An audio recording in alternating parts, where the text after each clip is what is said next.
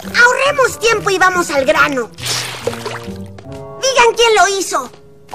Yo jamás haría algo así de espantoso. Adoro la víspera de la fogata. Y no me pienso perder de ir a casa para eso. Ah, no sabía que los cambiantes celebraran el día de la fogata.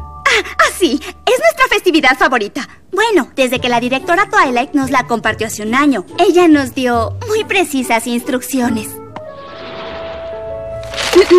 Bienvenidos a las tradiciones y diversión del Día de la Fogata. Esta es la guía para ayudarlos a gozar de esta celebración de la historia pony.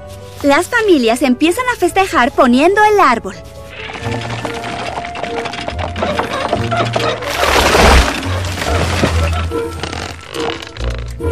¿Tienen sed?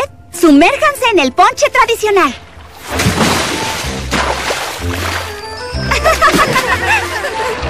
Antes de irse a dormir, todos los ponis intercambian regalos. Aunque no dice cuánto tiempo hay que seguir haciéndolo.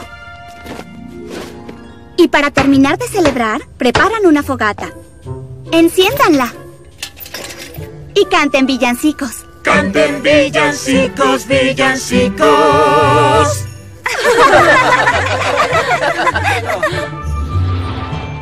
Puede que hayan malinterpretado las cosas solo un poco. Tal vez no hicimos todo exactamente como ustedes, pero hicimos nuestras tradiciones y estoy ansiosa por hacerlo todo de nuevo este año.